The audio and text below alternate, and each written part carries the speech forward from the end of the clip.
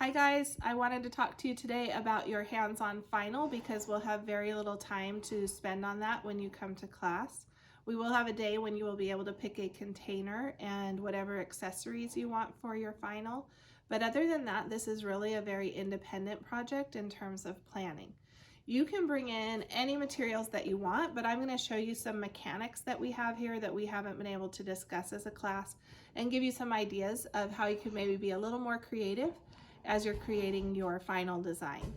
So here's the basic idea. On the day of the final, you will have 2 hours to create a floral design that proves you know the principles of design that you've learned so far.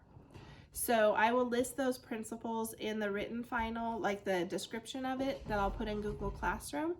But you'll know as soon as you see them. It's things like proportion, depth, rhythm, balance, focal point, line, all those things we've been discussing every time we are in class, and you've watched quite a few videos about them too. So for example, this is obviously one of our fall designs, but if you were to bring this to me as a final, I'm gonna look for things like, if you created a focal point, is it low in the design because it's so heavy, right? Visually and actually heavy.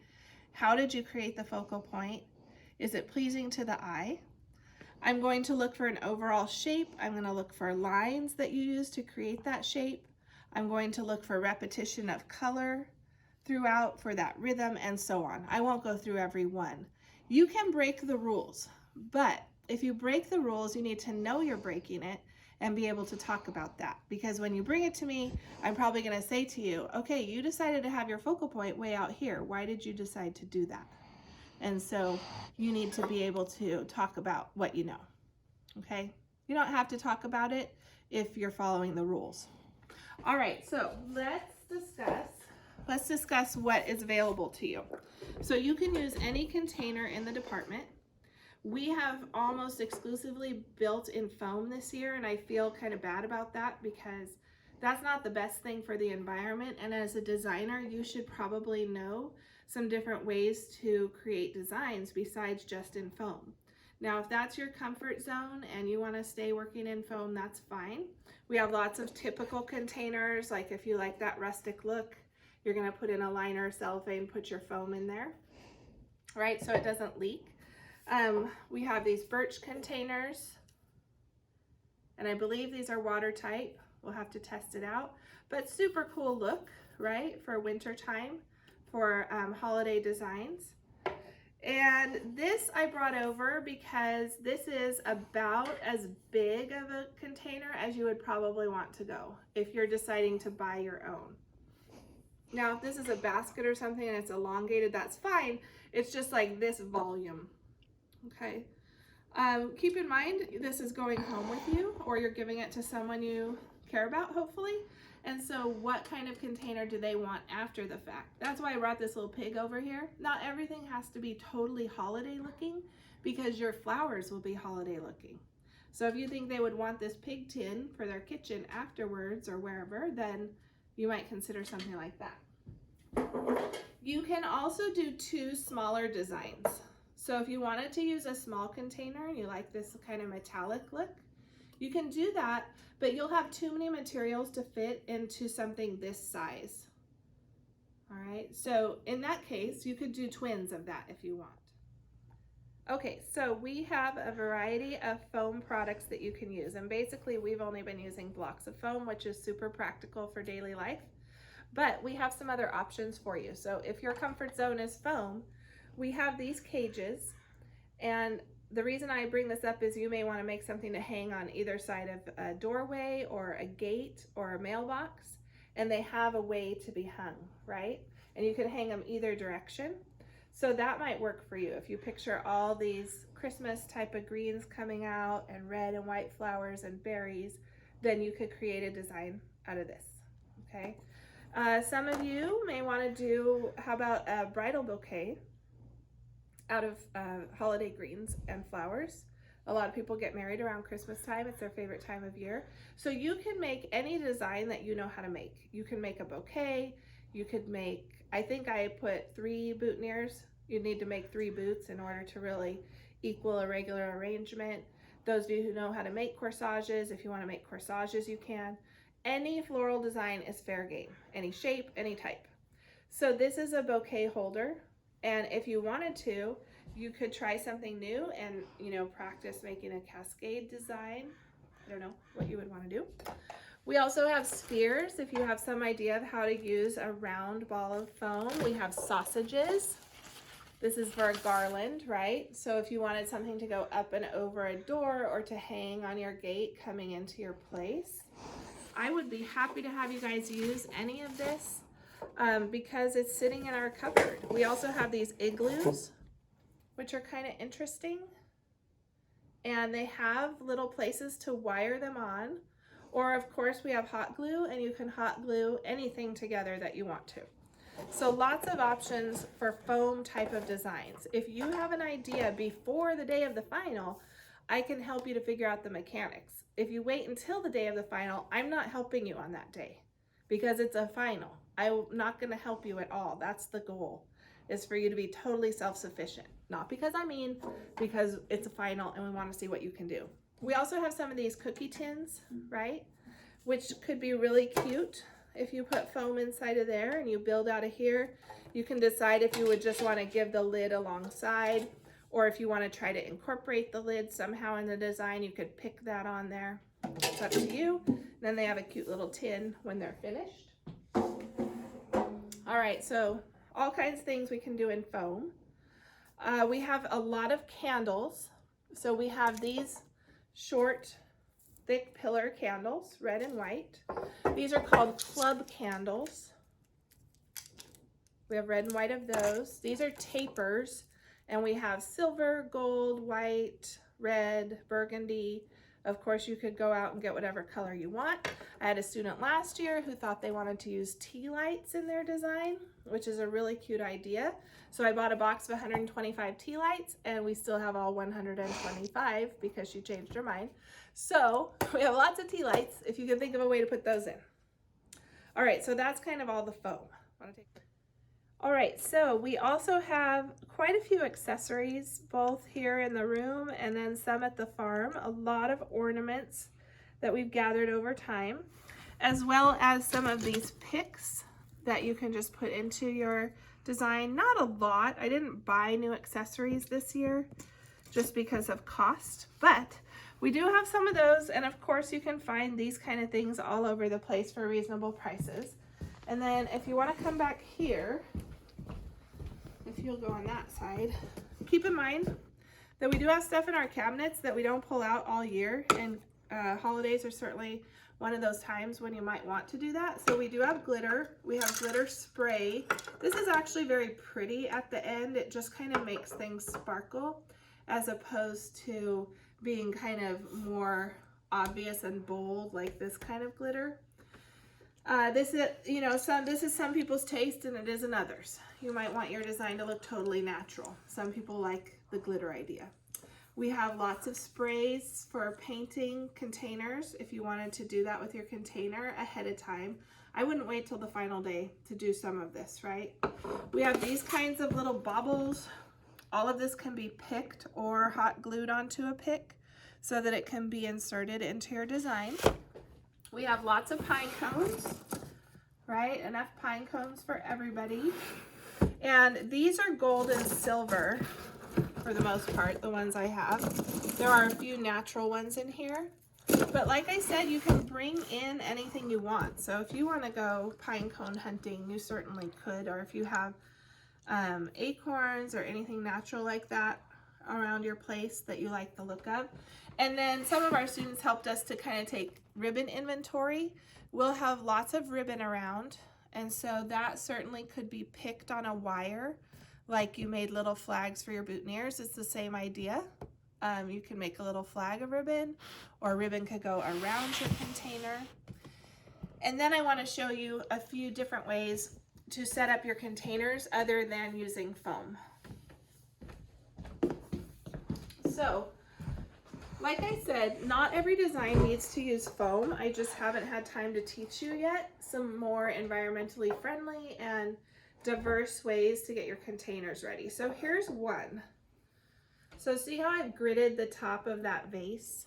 I haven't quite finished because I wanted to show you the last steps. So this is what this clear bowl tape is for.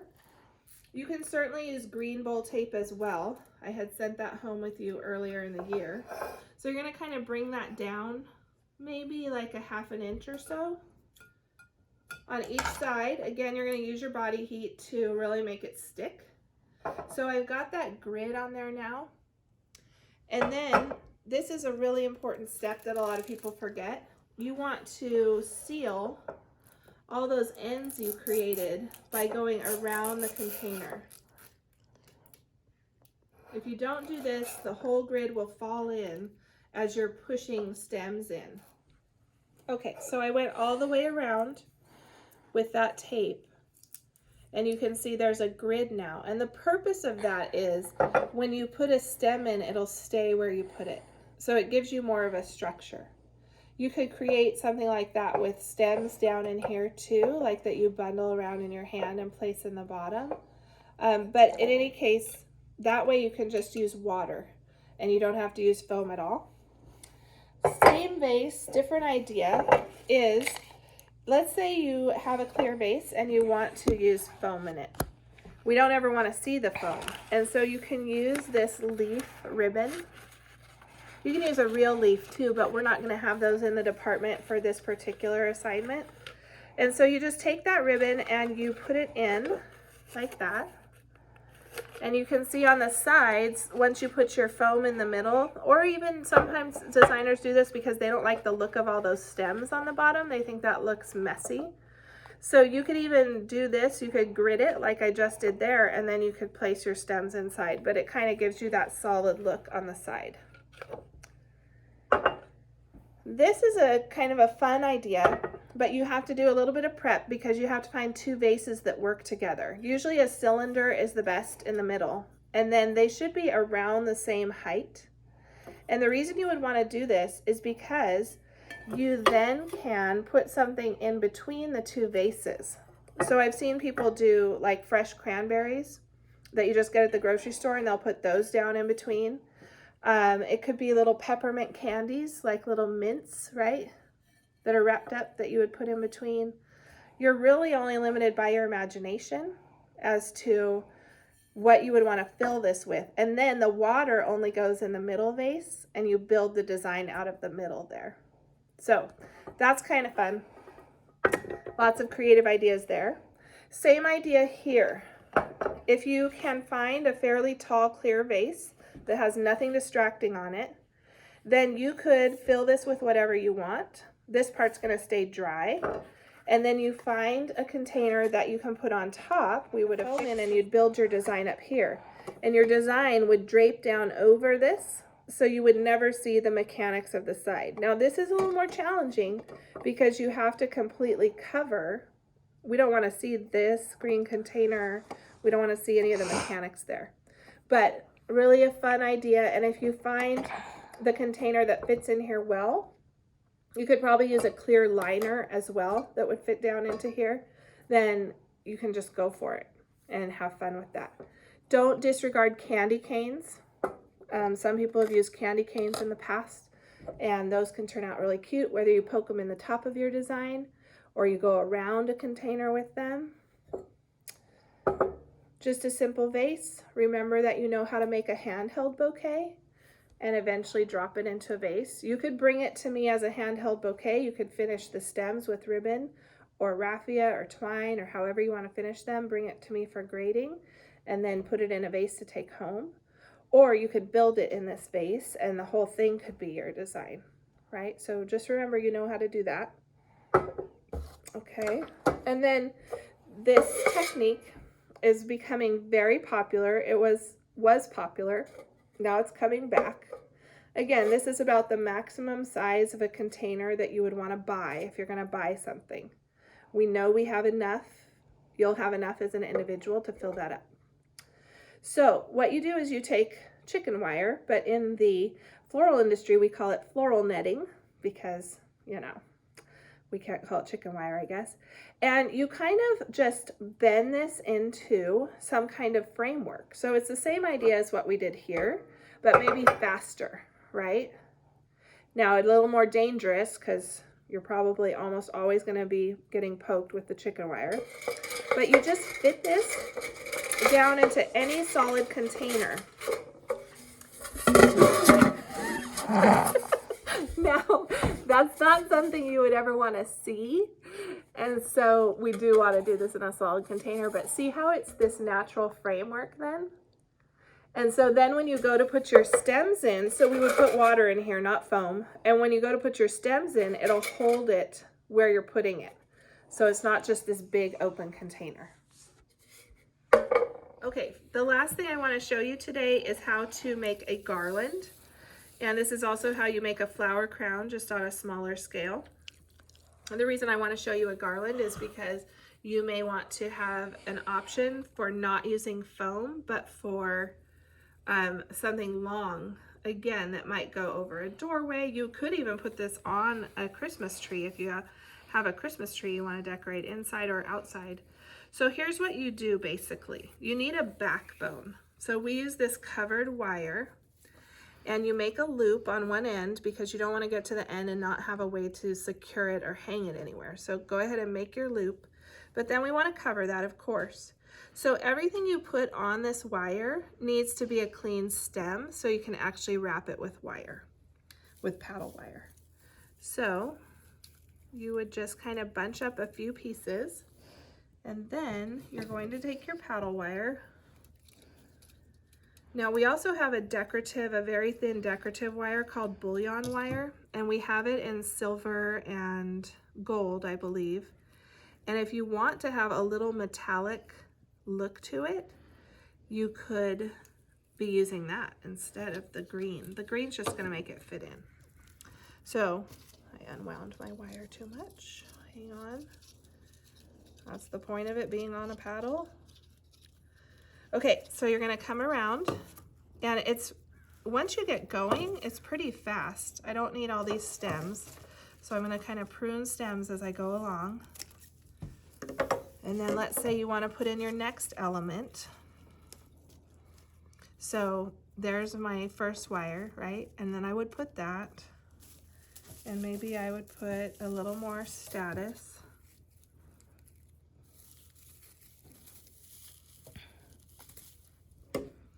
I'm learning I should have cut this before I started holding on to it. Okay, so you're wanting to always cover the wire, this backbone wire, here it is, and you're always wanting to cover the previous wire. Okay, and then I still have my paddle wire, so I'm gonna go around, affix that, cut stems, try not to cut your finger, and then you're gonna go on with the next piece, right? And so on. You do want to keep everything going the same direction, unless, like at the middle of your garland, you wanted to put a focal point. Then the focal point you might turn the other direction to create something large, like in the center of the whole garland. And then you could go the other direction. But generally, if you just want it to be consistent throughout, all the flowers and leaves are going to point the same direction the whole way through. And then when you get to the other end, you just make another loop. See, there's our backbone wire right here. That's where we're wiring it. You make another loop on the other end. Take it home, you hang it up.